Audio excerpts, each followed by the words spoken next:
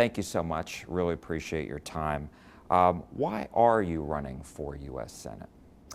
I'm running for U.S. Senate because I believe that it's time now that we deliver real results in the lives of all Texans and also be a part of the change necessary in our country. And so how are you, I mean, this is a crowded field. Yes. That the Democrats have. And so how are you going to separate yourself? What do you think separates you from the other candidates? And then how will you convince primary voters that you are the right person to go up against Senator Cornyn or the Republican nominee? That's a great question, and I think one that's very important to be able to communicate clearly about. One of the things that I think separates me in terms of this field is that I will be able to build the coalitions necessary to actually win against John Cornyn. And that's going to be very important when we're on the field, in the communities and talking to people. The question will always be, well, how do you win? One of the things that I think we saw in the 2018 election cycle when Beto ran was that he was able to do a remarkable job in getting a lot of people who felt more or less in the middle. A lot of independent voters, what we like to call persuasion votes, if you will. A lot of those voters came on board. However, what we did note is that there were a number of people, populations, say for example, under the age of 35, they had registered in high numbers, but didn't come back out to vote in high numbers. Same thing happened with communities of color. They had registered in high numbers, but also didn't come back out and vote in high numbers. It was an underperformance, if you will, in terms of comparative to the actual registrants. And so with that being said, in order to actually win, you are going to need a candidate that can do two things. One, get those folks in the middle. Beto did a remarkable job there, so building upon that strength, but also galvanizing those components or portions of the base that I mentioned to you, people under the age of 35, people of color. And one of the things I think when people decide they're not going to vote in a particular cycle, because we've seen those populations vote in higher numbers in the past, happens to be this underlying notion that it may not matter at the end of the day whether they vote or not. And that's what also makes me stand out as a candidate, because I demonstrate not only in terms of what I'm pushing on my platform, in terms of what it is that I'm going to do once elected, but also the things that I've done. It's important that you understand that not only should you be aligned with a candidate, but that the candidate also demonstrate that they have the ability to execute, because it does you no good to hear a riveting speech if, in fact, at the end of the day, there is no change in your life.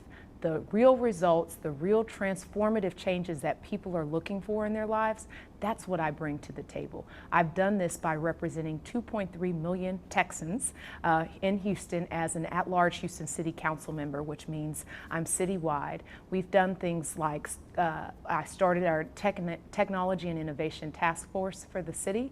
We've just broken ground on our brand new Innovation District for the city. So you've got to be able to start from a vision, but then also have that execution as a part of an ability to really inspire people that you will not just talk about change, you really will deliver that change. And that's critically important. I think a lot of the time, people's confidence in democracy is eroded when they hear people give good speeches or people make promises and don't keep them. And this campaign is more than just me announcing my candidacy and then getting elected. This is a movement, people-powered movement, to really get people empowered to begin to get the results that they want and need in their lives. That's critically important. One of my favorite things that President Obama talked about before he left office was that the power lies in the hands of the average, ordinary American citizen. If we really internalize that, and if we really activated that citizenry to really hold leadership accountable, then we really will begin to see the dysfunctional government that we often see today start to shift toward one that's productive and results-oriented. And that's what I bring to this table.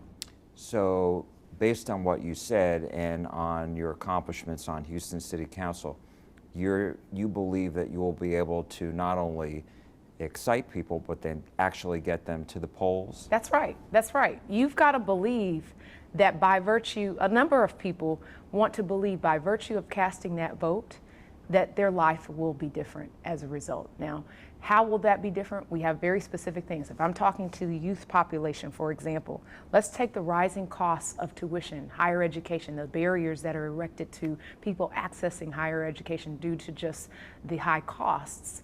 We will really be pushing and proactively pushing to make sure that those costs don't continue to increase at the rate of speed that they presently do.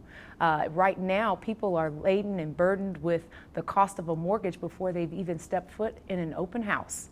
And the reason is because we're continuing to allow those costs to increase. So we want to see loan forgiveness, things of that nature, but the rate of speed at which the tuition costs are increasing in the first place hampers people's ability to achieve and realize the American dream. Addressing issues like that, if someone is under the age of 35, for example, that might resonate. And so we're not just making these communities touch points on the campaign, we're making sure that their issues are brought to the forefront. I've worked tirelessly on dealing with issues relating to the disparities to access to capital for women and minority-owned businesses in Houston. That's a challenge that's not unique to our city, it's not unique to the state, it's not unique to any place other than the fact that those disparities exist. We've got to put meaningful pathways to accessing capital for small businesses to grow, for people even in rural markets to have opportunities when some of those opportunities have gone away. I'm the candidate that's really going to be talking specifically about solutions to issues that are both new and also old, but the issue is we haven't done anything about it to actually resolve it for people, and that's what I also bring to the table. So is this among your, let's say, top 3 priorities? My top 3 priorities include the following. First, access to health care. We've got to make sure we're increasing access to health care and that those that are insured have enough insurance. That's important. The second is economic opportunity for all Texans. When we're thinking about economic opportunity for Texans, we're looking at how do we make sure that everybody across our state, in our nation, has a place in today's economy, but also tomorrow's economy. The future of work, as they call it, which deals with the automation that's taking place in transforming our workforce, brings a lot of anxiety to a lot of people because they don't see where they fit into that picture. We've got to make sure that we're delivering access points to what tomorrow's economy looks like that doesn't require someone to have to quit their job and start anew. We need to look at opportunities to create upward mobility opportunities, like having workforce development credits where they can get trained on site for jobs that are changing as we speak, so that they have opportunities to be upwardly mobile. In places, for example, where, let's say in a rural market where there has been a job factory closure or jobs have been displaced, instead of saying to someone, oh, well, that's too bad for you, you no longer have that line of work, saying to them, why don't we find some opportunities and meet you where you are? So looking at how we can get broadband connectivity. Right now, there's a whole lot of places. There are a lot of places that don't even have the connectivity that they need to even be eligible for virtual workforce employment and jobs in higher education. We've got to make sure they're connected, but then also, in addition to that, make sure that we're bringing job opportunities to them. Why not incentivize business to create incentives, or why not incentivize business to create sustainable wage-paying jobs in markets that might have had job displacement recently? Those are things that we can do that can put people to work now, but also prepare them for the future. And looking at how we can go about doing that requires someone who is not only someone who can roll up their sleeves and get to work on the problems that we face on a day-to-day basis, but also someone who has vision for the future. And you have to do both if you're going to be the Chitin leaner that we need. And what was your 3rd priority? Oh, and also making sure prescription drug costs are contained. Right now, they are going in such a high rate, and they're so expensive for people and inaccessible. People are rationing drugs in our country. We've got to make sure that we're doing that. And when I talked about the economic opportunity, that higher ed piece in terms of accessing higher ed also fits into that umbrella. So let's talk about more on the access to health care. Sure. What is your solution? Because if you look at the presidential candidates, there are 3 basic prescriptions, if you will. One is to expand Obamacare. Another is a buy-in for giving people that option for Medicare and keeping their private insurance. And then the other is Medicare for all in the sense where you would basically eliminate all private health insurance and everybody would be on Medicare. What's your thought? So I got to give you a little context here. When I was growing up, my dad was diagnosed with cancer when I was about 10 years old. And I remember very vividly, although my dad did pass away when I was about the age of 17, I remember those years when my dad was getting treatments. And I learned about what our insurance was like here in this country by asking a lot of questions. And I remember asking, well, what if, the insurance company says no? What does that mean? And my dad, trying to figure out a good way to explain it to me and saying, well, then we would have to figure it out as a household. And I just recall the anxiety I felt as a preteen and as a young teenager when my dad was getting some of the more experimental type of treatments that extended his life expectancy.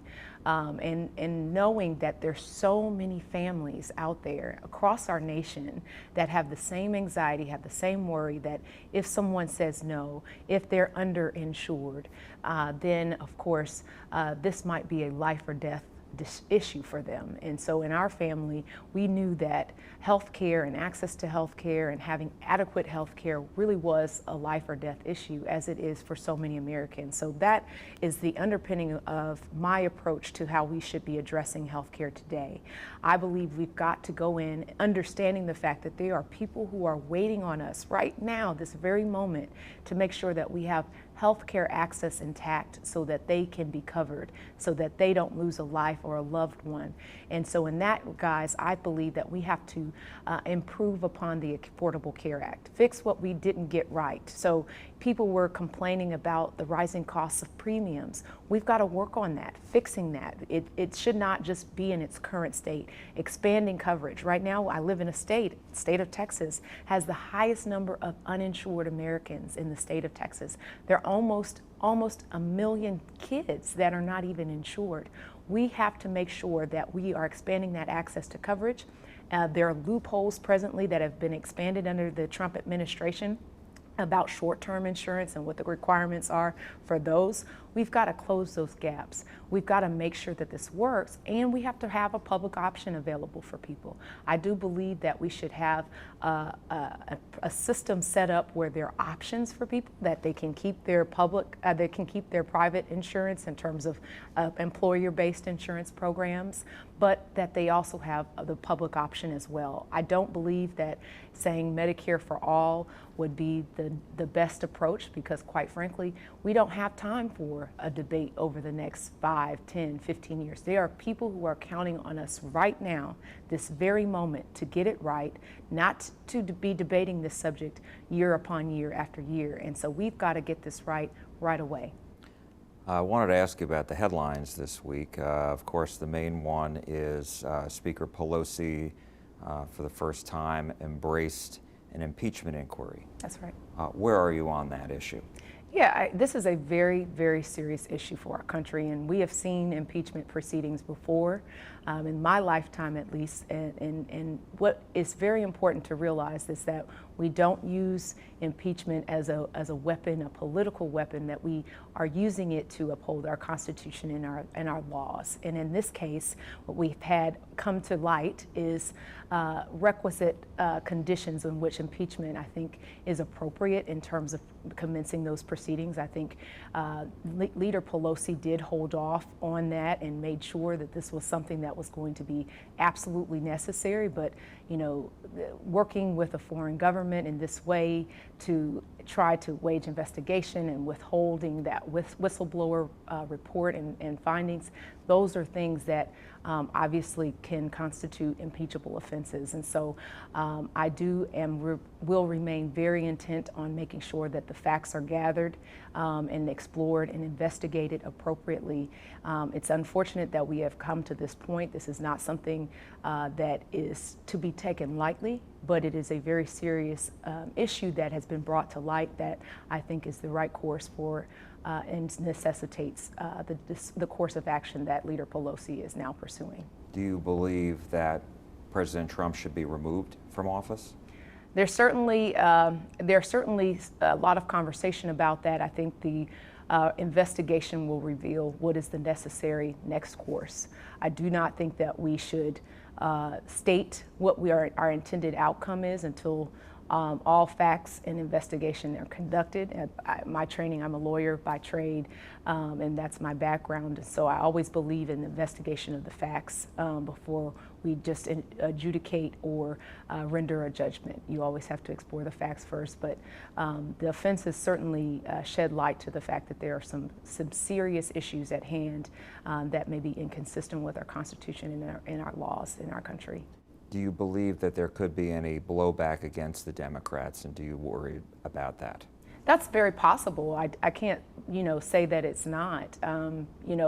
We live in a very political, polarized time. Right now, people are always on one side of the fence or the other. And of course, when you talk about impeachment, that's not something that is to be talked about in a light sense. It's something that brings about a very, it can divide us. And so I don't think that she acted in haste. I think it was appropriate in light of the circumstances, but it can certainly have implications on either side. Depending on the outcome, we can see it go either way, and certainly that's not something to be unaware of. But I don't think that you make your decision about what is right and when to uphold the laws and the Constitution in our country by virtue of when it's politically advantageous or disadvantageous. So we have to bear in mind that the spirit of the law is most important and should not see color, red or blue, and instead should just be the spirit of the law that we carry out. As you know, last month we had 2 deadly mass shootings here in Texas. And so my question is, how would you prevent them? Yes. In fact, it's been since I've announced my candidacy to become the next U.S. Senator from the state of Texas, those shootings have occurred, and we have seen non-response from the existing incumbent. In fact, stating that it is a complex issue, and I believe that we need to invoke and implement sensible gun policies in our country. Such as? We need to look at ways in which I think it's almost universally accepted that we should have universal background checks. That's an easy starting point. Looking at red flag policies, making sure we can implement those. If you have a restraining order against you, for example, there's no reason why you should be in possession of a weapon, a deadly weapon of that nature. Looking at those policies and seeing how we can implement those. There's been a lot of discussion about whether or not we have assault weapons and those on the street. And certainly, I think we need to begin having a conversation about what are the ways in which we can go about reducing the prevalence of those being on our streets. Why do you need a weapon of war on the street in the city when you're at a Walmart? Looking at some of those circumstances and really getting more serious about protecting our citizens, I think is critically important. When I was in high school, Columbine happened, and we're having some of the exact same conversations and getting very little traction on progress in terms of actually making change. For those that are concerned about it not just being a gun policy issue, then if that's in fact how you feel, bring a package with more. Add to the table, add to the package. If you want to add some mental health funding, let's do that as well, in addition to having sensible gun policies in our country. We have to keep our residents safe, and quite frankly, we are not doing a good job of doing that at all, whether it's not just mass shootings, because we talk a lot about mass shootings. There are homicides that happen in cities, rural communities, suburbs, suicides. Gun violence is so pervasive today, and it's only getting worse. And we're not even allowing the research to be conducted on the implications of gun violence. And so we've got to reverse the trends of allowing politics to come over people, and that's where I think we've been on this issue. The incumbent that serves in this role now has an A+ rating from the NRA, and I have expressed before, and I will express now, that I have no intentions of having an A+ rating from the NRA if it comes at the cost of lives lost in our community.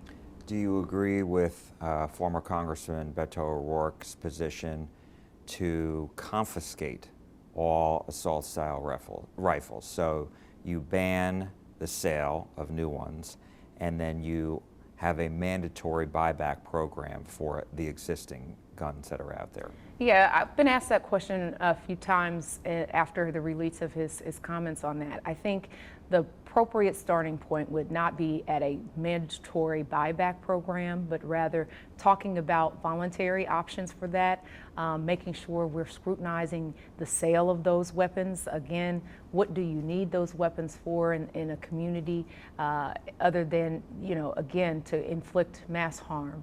And so I do think we've got to have a conversation about what is the best way to reduce access to those weapons.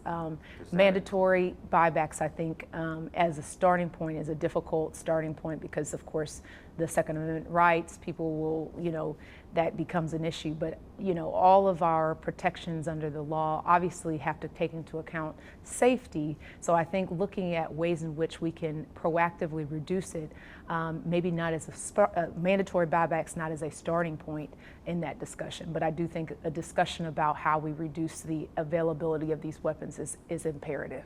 So a voluntary buyback program to start, for existing, what about new sales? Yes, we have to look at how we reduce that. Again, I think he has gone down as saying that he would like to just cut that off entirely. And so I think there could be some examination on reduction or where they can be, those kinds of protections and restrictions that can keep people safer. Again, why do you need to bring that weapon into a church? Why would you need to bring that type of weapon into a school? Why would you need to bring that type of weapon into a Walmart or down the street even? Those are questions that I don't have good answers for in terms of why we would want to continue to put those types of weapons out on our streets in those communities. And so I think that looking at some appropriate restrictions around them to tighten that up quite a bit, I think is a better approach to addressing that concern. But again, there are a litany of things that we can get done immediately. Universal background checks, the vast majority of Americans agree with that. Red flag policies, these are just things that we can do immediately and then have the conversations about what are the appropriate restrictions to place on access to that type of weapons, type of weaponry, I think is the second step, but also one that needs to occur in very short order. Let me ask you about illegal immigration. Absolutely. Where are you on the expansion of a border wall? Is it needed? Is it not needed? Some Democrats have even said, I think Beto O'Rourke has said, take down some of these walls. Where are you on that? I believe that we want to make sure we have secure borders, first and foremost. But does that require us to then create a paradigm where we're stripping existing programs of funding, such as catastrophe, disaster relief funding that was taken away from the state of Texas? $271 million of disaster relief money was taken away and attributed to the wall. No, I don't agree with that. The high increase in order to fulfill a campaign pledge of a wall that wasn't supposed to be paid for by the U.S. in the first place. But that type of activity, that's political. What we have to do is look at what's happening at our borders. Putting children in cages is untenable and inconsistent with our American values. We have to stop the behaviors that are taking place at the border and making sure that we are keeping the lines of our values very clear in terms of what is appropriate, how do we handle people. Asylum, looking at our policies, not abusing it based on administration to the next administration, really making our country fulfill its promises and the things that we have extended ourselves to do in the past, making sure that we are providing the appropriate avenues for support when people are trying to escape imminent harm and crimes against communities in that way. We've got to make sure that America has a space for them.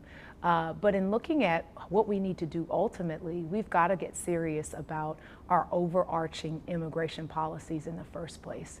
Why are people coming to the country in this way? illegally? How do we provide reasonable pathways to citizenship for people who are here, who are contributing? We have our dreamers, for example, who we changed the rules on them. They believed that they would be able to stay here. And in 2017, the rules began to change because of who was elected as president. We have to be serious about the waiting times that are assigned to various countries. There are people who have been waiting since before 1998 in terms of trying to legally migrate. And so we really it's time. It's been decades since we've had comprehensive immigration reform. We've heard it time and time and time again, but yet and still what's happened is that we've looked to the executive branch to try to piecemeal their policies into place. And the truth of the matter is you need a codified version in the law. And that way you remove the discretion, the abuses that are taking place, you remove that when you codify things in law. And it's time for us to have the courage as leaders in this country to do the right thing, which is to provide access and pathways to citizenship, but then also make sure that our borders are secure. I don't think we need to be taking monies away from other programs and services that we need to address. I'm from Houston, where we've had Harvey take place 2 years ago. And so when you tell me you're taking that kind of money out of disaster recovery, and I know, and I'm walking in homes of people who don't have flooring and don't have walls, that is unacceptable to me. And we've got to make sure. Was that taken out of Harvey funding? It was not Harvey, just Harvey. It was just disaster recovery funds, and it was about $271 million, about, I want to say, for three and a half. future spending. I mean, Texas was given its money. There's still money that is needed. Let me tell you, when Harvey took place 2 years ago, I went to check on some lower income seniors in our community. And I'd go and I'd walk in their homes and they'd be happy to see me. I'd ask them how they were cleaning, how they were removing some of their furniture. But when I'd ask the question about what's going to happen to your walls, and they'd say to me, oh, well, those walls have already dried, even though they had been soiled by floodwaters, I knew we had trouble on our hands. And so house after house after house that I went to, that was the response I was getting. And it broke my heart. But of course, I wasn't elected just to be brokenhearted. I had to do something. So we mobilized hundreds of volunteers to go bring volunteer resources, nonprofits to come as we waited for federal funding. We were waiting and waiting and waiting. But those volunteers, those nonprofits helped and assisted to try to get some of the walls removed from a lot of those senior citizens' homes so that they would not be poisoned by mold eventually. And so that work has continued. We've been out, I still canvass, and it's 2 years later, and there's a lot of need that still persists in our community. It doesn't get the attention of the media any longer. The cameras long time ago went away, but there are seniors, there are people of a variety of sorts, not just senior citizens, that are still very much in need. The federal funds that did get released, they got released earlier this year, and that's just a portion of what is needed. It is not the totality of what is needed given the gravity of the harm, but it's only until you walk in those homes, you see what that damage feels like. You see the depression that's setting on the faces of the folks that live in these conditions. They've gotten used to it, and they simply suffer in silence. And understanding those stories, I take those stories with me when I think about how we allocate our resources. And those resources are about rebuilding people's lives and their spirits, not about making or fulfilling political promises about walls that won't do anything to bring us together and won't improve or keep us any safer than what we are now today. So I do take issue with the fact that we would be taking resources from those kinds of situations and then saying that we want to fulfill political promises and campaign promises in terms of using that resource to build bigger walls. Several more questions. Sure. Just on illegal immigration, one other matter. During one of the first presidential debates for Democrats, a question was asked, show of hands, do you support free health care for people here illegally? Mm-hmm. Where are you on that issue? You know, it happens now anyway with EMTALA, which is a federal law. If you go into an emergency room, you have to be stabilized. When we have all of these millions of Americans who are not insured, they go to emergency rooms. And unfortunately, emergency rooms have become the primary care providers for people, obviously inappropriately so. And that's happening, and so what we have to do is make a decision. Where do you want to bear costs? Do you want to bear the cost because people are going to emergency rooms, both legal and people who are here legally and illegally? Or do you want to figure out ways in which people can have coverage?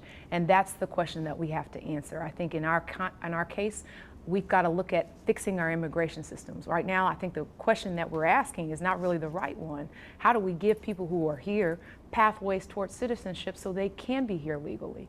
That's where we need to focus our attention.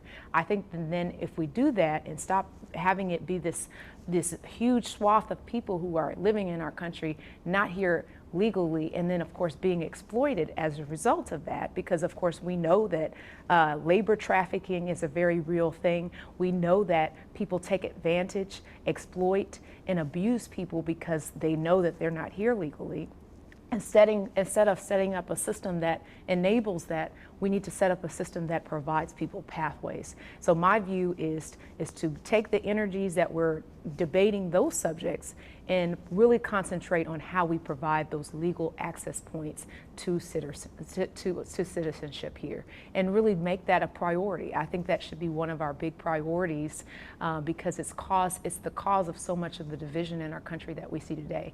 In addition to that, I will say this. There's been a lot of scapegoatism that has taken place. And so a lot of the things that trouble communities, trouble people regarding employment, for example, we've said, well, if we build a wall, then your job will come back. Well, we know that if automation was the basis for why your job has gone away or just a changing market, it's not because of the immigrant population who might not be here legally. We have to make sure that we are having the correct and honest conversations about immigration. And I think legal pathways to citizenship and making sure that's expedited is one of our priorities. So I don't think that that's a space and place that we need to fixate on. I think our concentration needs to be on how do we make the people who are here and contributing to our society legal citizens of the United States. One other issue that's in the headlines is trade. Yes. The president has really sought to go after China and hold them accountable. Do you agree with that?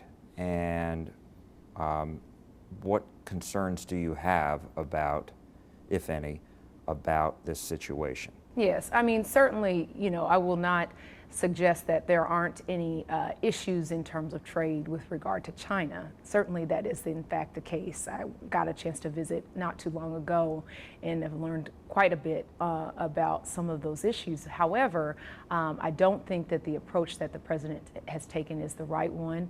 I think it will only lead to more pressures on the U.S. economy. It will not help or aid us any further. I do think we need to look at ways to, in a cooperative sense, try to even the playing field a bit, because of course, as we know, a number of the things that happen with regard to either our intellectual property, etc., once it's in the hands of China, they don't adhere to the same types of policies and rules that other countries adhere to. So we certainly need to be vigilant and serious about that approaching the issue, but I think that there are different ways in which we do that. I think more of a diplomatic approach is a better starting point. Than the tariffs? Correct. Okay. Amanda Edwards, thank you so much. Thank you. Appreciate your time. Thank you.